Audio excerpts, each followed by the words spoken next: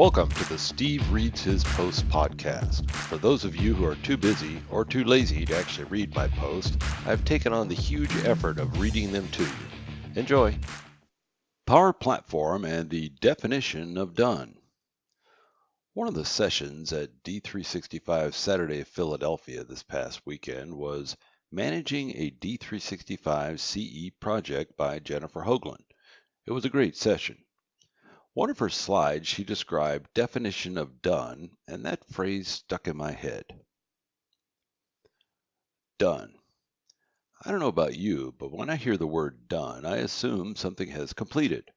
When I'm done with a meal at a restaurant, they take my plate away and bring me my check, and the wonderful relationship I develop with my server comes to an abrupt conclusion.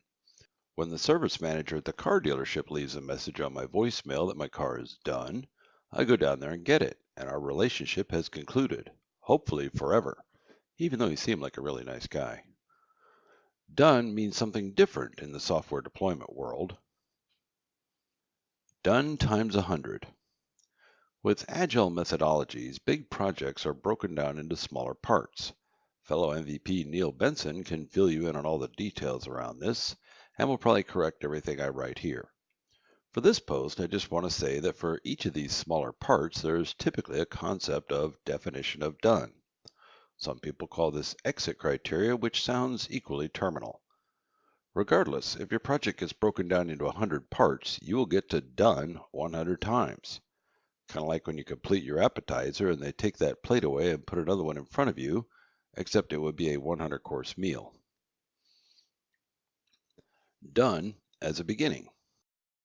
It is not uncommon for a development team to feel they have met the definition of done, only to find that the customer did not understand the definition in the first place. What do you mean done? What about XYZ? It is not that hard to come up with a definition of done that your team understands. It is exponentially harder to come up with one that your customer understands. Their advance agreement is not a reliable signal that they actually understand what they are agreeing to.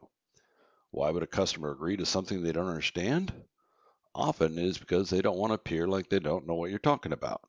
They're content to understand what you mean after you get there, and then renegotiate if necessary. Done as a flag in the ground. One of the key advantages to your development team is creating several points along the path where they can plant a flag and say, this thing is done. It should protect both sides from misunderstandings, or at least limit the damage to either party when there are misunderstandings. If we waited until the end of a year-long implementation to say done, all of those misunderstandings will be a wave that will wash over everyone involved. Another fellow MVP, Gus Gonzalez, recently did a podcast outlining these very issues using a real-world case. Case as in lawsuit. SOWs. When engaging an implementation partner, it is quite common to have your discussions conclude with a statement of work. A typical statement of work will attempt to define the deliverables and the cost associated with delivering them. It may have been created pursuant to a list of requirements from the customer or several pre-sales phone calls or meetings. The lazy SOW says, we will deliver all the requirements from your list, which is attached, for X dollars. A customer who signs off on that is an idiot, and the project is already doomed. A better SOW does not even reference the customer's list, but rather replaces it and covers each aspect, broken into chunks with a definition of done for each chunk.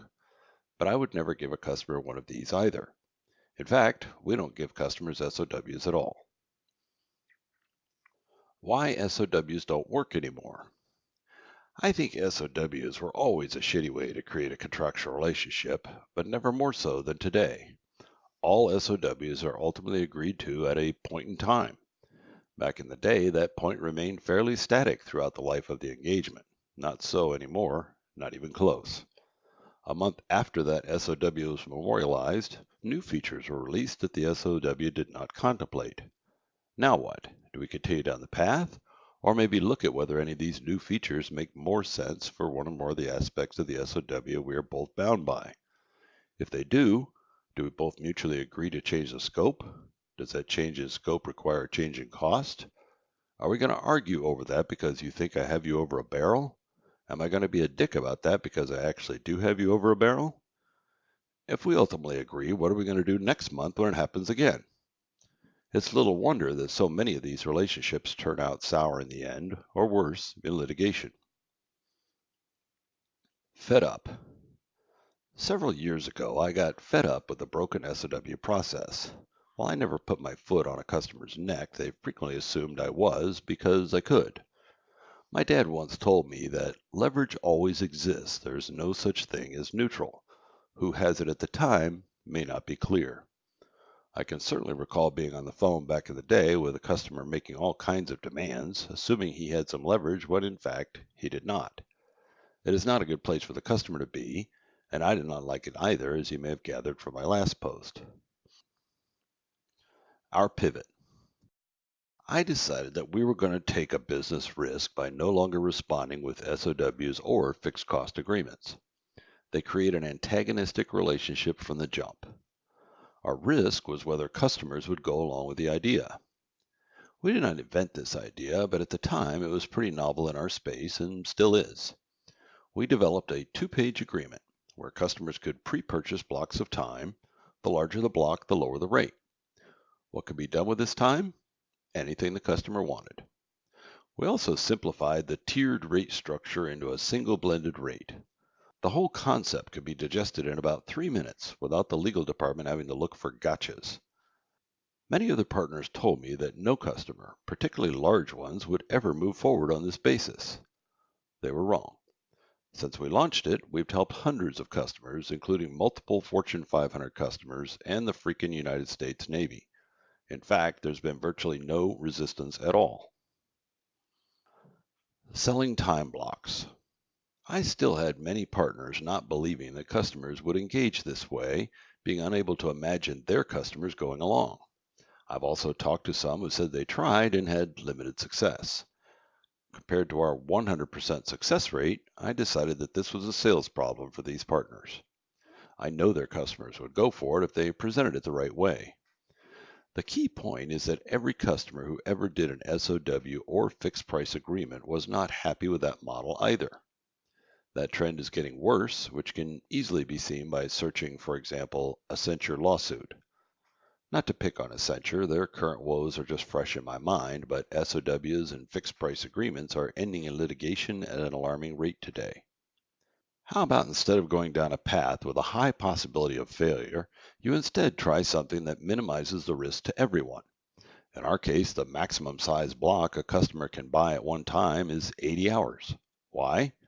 This means that every week or two, we both get to reassess our relationship. While leverage may still exist, it is more equalized. If you're not happy with us, then you can go another direction. The block was consumed and we owe each other nothing. On the other hand, if you're a raging asshole, once the block has been consumed, I can say adios. But another thing I've noticed in this arrangement is there's seldom a need for the customer to even become a raging asshole.